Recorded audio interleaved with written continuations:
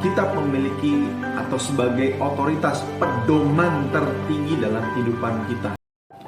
Selamat malam Bapak Ibu Saudara dan juga teman-teman PKMB dan PKRB yang bersama-sama malam hari ini menyaksikan tayangan ini.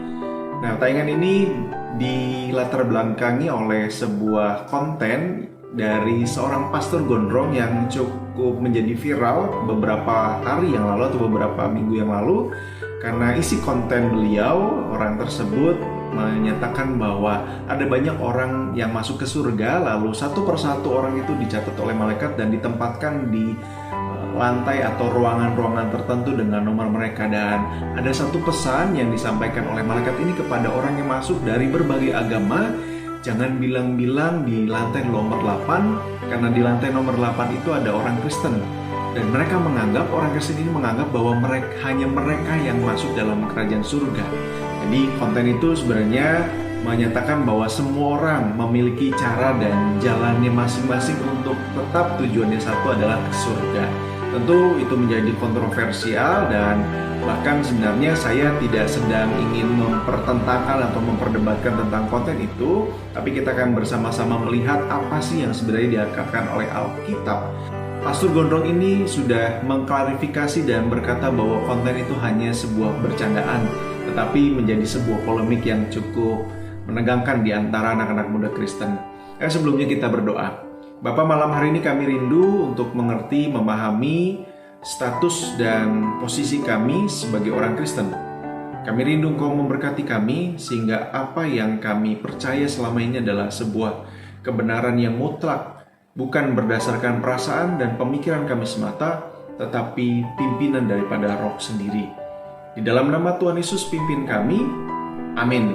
Nah, sebenarnya sudah banyak hamba-hamba Tuhan, orang-orang Kristen, para dosen teologi yang sudah menyatakan atau mengklarifikasi dan juga mencoba untuk menjawab pertanyaan-pertanyaan dari anak-anak muda berkaitan dengan apa yang sudah disampaikan dalam konten Pastor Gondrong itu. Saya percaya Bapak Ibu Saudara, posisi kita melihat Alkitab akan berpengaruh besar kepada penglihatan kita kepada doktrin-doktrin yang lain di dalam Alkitab. Ketika kita melihat Alkitab sebagai firman Allah yang hidup dan benar, kita akan juga memiliki cara pandang yang benar terhadap Allah, terhadap keselamatan, terhadap Kristus Yesus, dan terhadap dosa, dan terhadap hal-hal yang lain yang berkaitan dengan doktrin-doktrin utama dalam Alkitab. Ketika cara pandang atau cara melihat kita salah terhadap Alkitab, itu juga akan berpengaruh kepada cara pandang kita melihat keselamatan. Misalnya, ketika saya berkata bahwa Alkitab hanya berisi firman Tuhan dan bukan firman Tuhan itu sendiri, nah itu juga akan berpengaruh kepada cara saya melihat Yesus Kristus. Kalau saya melihat Alkitab adalah berisi firman Tuhan, artinya ada hal-hal yang di dalamnya bukanlah firman Tuhan. Dan ketika saya memandang Alkitab bukanlah firman Tuhan, itu berarti saya menyangkali beberapa hal atau banyak hal dalam firman Tuhan itu sendiri atau dalam Alkitab yang bukanlah kebenaran. Dan itu juga akan berpengaruh kepada cara pandang saya melihat keselamatan, melihat siapa Kristus, melihat Allah, bahkan melihat dosa. Nah, hari ini saya akan mengajak Bapak Ibu Saudara untuk melihat, sebenarnya ini saya persiapkan untuk khotbah minggu depan, tapi saya coba membagikan di bagian ini sedikit saja. Di dalam kekristenan kita mengenal namanya hyperscriptura, sola scriptura, dan anti-scriptura. Bapak Ibu Saudara bisa melihat di sana, hyperscriptura artinya Alkitab sebagai satu-satunya otoritas. Lalu sola scriptura, Alkitab sebagai otoritas tertinggi, dan anti-scriptura adalah Alkitab sebagai salah satu di antara beberapa otoritas yang setara. Nah, ketika kita melihat hyperscriptura, Bapak Ibu Saudara, mereka menganggap bahwa orang-orang yang percaya dengan bagian ini adalah tidak ada kebenaran apapun di luar Alkitab. Itu berarti termasuk doktrin yang dibuat manusia, mereka juga anti credo, bahkan ilmu pengetahuan mereka tolak ketika semuanya terasa bertentangan dengan Alkitab. Bahkan mereka juga pasti anti tradisi, karena tradisi adalah sesuatu yang dianggap sebagai hanya buatan manusia semata. Tapi juga di sisi lain, ekstrim yang lain adalah anti scriptura, Alkitab sebagai salah satu di antara beberapa otoritas yang setara. Jadi Bapak Ibu Saudara, mereka menyatakan bahwa penyataan umum, hal-hal yang umum, kebenaran-kebenaran umum, lebih daripada penyataan khusus atau kebenaran khusus. Itu bisa termasuk kredo, pengalaman, tradisi, pengetahuan yang lebih tinggi otoritasnya dibanding Alkitab. Jadi ketika ilmu pengetahuan bertentangan dengan Alkitab, mereka akan percaya kepada ilmu pengetahuan. Ketika pengalaman-pengalaman akan dijadikan sebagai otoritas tertinggi, itu sebabnya ada banyak orang yang punya pengalaman-pengalaman dalam tanda kutip mistis rohani yang akhirnya tidak sejalan dengan apa yang dinyatakan dalam kebenaran firman Tuhan. Dan Bapak Ibu Saudara, itu yang bisa menyebabkan atau bahkan disebabkan oleh munculnya kitab-kitab baru atau pengajaran-pengajaran baru.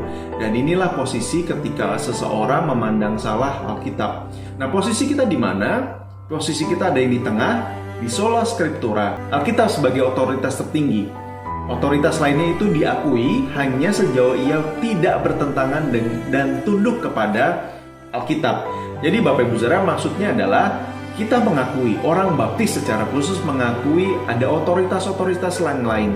Ada otoritas tradisi, kita punya otoritas doktrinal atau kredo, kita juga punya otoritas pengalaman-pengalaman kita. Tetapi semuanya itu harus ada posisinya di bawah atau diterangi oleh firman Tuhan. Dan ketika sesuatu bertentangan atau berkontradiksi dengan kebenaran firman Tuhan, jadi otoritas ini tidak lagi berlaku. Dan jadi Bapak Ibu Saudara, di posisi ini sampai di bagian ini kita sebenarnya memiliki kepercayaan di bagian sola scriptura. Nah, satu lagi Bapak Ibu Saudara, saya rindu membagikan sebuah catatan Alan Reis. Bapak Ibu Saudara bisa melihat di slide ini. Jadi dia menyatakan keselamatan itu atau jalan ke surga itu ada eksklusif, inklusif, dan pluralis. Yang menyebutkan bahwa eksklusif itu ini bisa berlaku bagi agama apa saja. Mereka menganggap bahwa keselamatan hanya, misalnya dalam konteks kita adalah keselamatan hanya untuk orang Kristen. Ya, di luar kekristenan tidak ada keselamatan. Lalu inklusif bisa bagi agama lain. Jadi agama-agama lain itu juga memiliki keselamatan caranya sendiri, tetapi yang paling sempurna adalah agamanya sendiri. Dalam konteks ini adalah agama Kristen. Jadi yang paling sempurna adalah kekristenan untuk membawa kita dalam keselamatan. Dalam konteks ini adalah Yesus Kristus. Tetapi pluralis, semua agama sama-sama membawa pada surga. Jadi setara semuanya. Ada banyak jalan menuju Roma, begitu yang disebut. Tetapi Bapak Ibu Saudara, kalau kita melihat di bagian ini, di mana posisi kita dibandingkan dengan tadi ketika kita bicara tentang sola scriptura. Alkitab memiliki atau sebagai otoritas pedoman tertinggi dalam kehidupan kita. Saya memiliki pandangan sendiri, mungkin itu berbeda dengan Bapak Ibu Saudara, tetapi kalau kita lihat di dalam kebenaran firman Tuhan di dalam Kisah Para Rasul pasal 4 ayat yang ke-12, dan keselamatan tidak ada di dalam siapapun juga selain di dalam Dia, sebab di bawah kolong langit ini tidak ada nama yang lain yang diberikan kepada manusia. Tidak ada nama lain, tidak ada di dalam siapapun juga yang olehnya kita dapat diselamatkan. Dari posisi ini Bapak Ibu Saudara, dari kebenaran firman Tuhan ini, saya memiliki posisi eksklusif dalam teologi saya sebagai orang yang percaya satu-satunya jalan keselamatan adalah di dalam Yesus Kristus. Tetapi di dalam keberagaman dan kebersamaan kita sebagai satu bangsa Indonesia, bahkan dunia sebagai ciptaan Allah yang sama, saya memiliki posisi inklusif, bahkan juga saya plural, bahwa kita mengakui keberagaman itu. Tetapi di sisi lain, saya harus memiliki kepastian, keyakinan akan apa yang saya percayai. Kenapa Bapak Ibu Saudara ini penting? Karena kita tidak dapat mengklaim 2, 3, atau bahkan lebih yang kita anggap kebenaran dalam waktu tertentu dan dalam kebersamaan yang sama. Dan kita menganggapnya semuanya adalah benar. Misalnya saja ketika saya mengklaim, hari ini saya di jam ini ketika menyampaikan hal ini berada di gereja. Tetapi juga saya berkata kepada yang lain bahwa saat ini saya ada di rumah. Bapak Ibu Saudara pasti percaya bahwa hari ini saya ada di gereja, saat ini juga ketika menyampaikan kepada Bapak Ibu Saudara. Saya tidak mungkin ada di dua tempat bersamaan, dan ketika informasi itu diterima oleh Bapak Ibu Saudara, Pak Feby ada di mana ya? Di gereja atau di rumah? Tidak mungkin ada kedua-duanya. Artinya Bapak Ibu Saudara, hanya ada satu kebenaran yang pasti, bahwa saya ada di gereja saat ini. Yang kedua, sebenarnya kekristenan tidak pernah mengklaim bahwa tidak ada kebenaran atau sesuatu yang baik di dalam kitab-kitab non-Kristen. Alkitab hanya mengklaim bahwa dirinya benar dan segala sesuatu yang berkontradiksi dengan dirinya adalah salah. Kenapa Bapak Ibu Saudara? Karena di luar kekristenan ada banyak kebenaran, ada banyak hal yang baik yang tidak bertentangan dengan Alkitab. Tetapi ketika Alkitab mengklaim dirinya benar dalam bagian-bagian secara khusus, misalnya dalam Kisah Rasul pasal 4 ayat ke-12, artinya sesuatu yang berkontradiksi dengan Kisah Para Rasul pasal 4 ayat yang 12 adalah sesuatu yang salah. Dan ketika kita berkata bahwa hanya di dalam Kristus ada kebenaran, kita tidak mungkin berkata juga di sisi lain bahwa di luar Kristus ada kebenaran yang menyelamatkan. Karena bagi kita, pertentangan-pertentangan itu tidak mungkin sama-sama benar. Jadi kembali kepada pertanyaan kita, apakah kebenaran hanya dimiliki oleh satu agama? Disinilah saya rindu meluruskan bagi kita semua, bahwa sebenarnya dalam tanda kutip, dalam konteks kekristenan yang kita mengerti, bahwa Kristen sendiri sebagai sebuah agama tidaklah, bahkan sama sekali tidak memadai untuk memberikan keselamatan.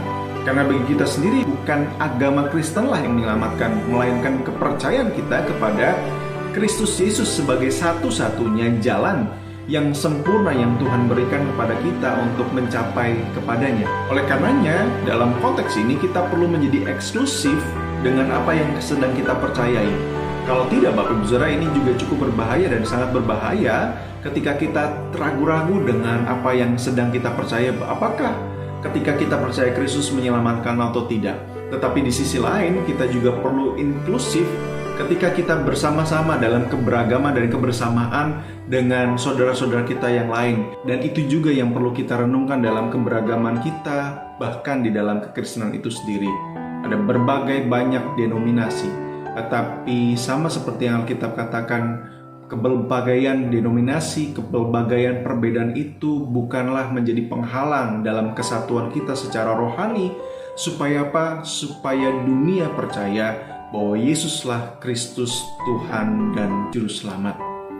Ini yang perlu kita renungkan bersama-sama. Amin, kita berdoa. Bapa, kami tahu ada banyak hal yang sangat sulit di dalam kehidupan kami untuk kami sikapi. Tapi kami rindu kami menjadi pembawa damai, membawa terang-Mu. Ketika kami memiliki keyakinan yang teguh akan Injil Kristus, akan Engkau, firman Allah yang hidup sebagai satu-satunya juru selamat kami. Tetapi di dalam kebersamaan kami sebagai manusia, kami rindu untuk hidup berdampingan dengan damai, seperti yang Tuhan perintahkan. Karenanya Tuhan, kami juga rindu supaya keterbukaan dan penerimaan kami, bahkan kami dapat berkolaborasi dengan orang-orang, bahkan orang-orang yang sangat berbeda dengan kami, baik ras, suku, agama, bangsa, dan apapun juga, bahkan pemikiran-pemikiran mereka. Tetapi kami rindu Tuhan, terjadi harmonisan satu dengan yang lain sebagai umat Tuhan, untuk kami memiliki kesatuan, sehingga dunia ini percaya bahwa hanya Engkaulah satu-satunya juru selamat kami. Terima kasih, kami percaya ketika kami memiliki posisi yang benar dan memiliki keyakinan yang benar, kami juga akan melakukan hal-hal yang benar ketika kami hidup di dalam kebersamaan kami dengan orang lain. Dalam nama Tuhan Yesus kami berdoa. Amin.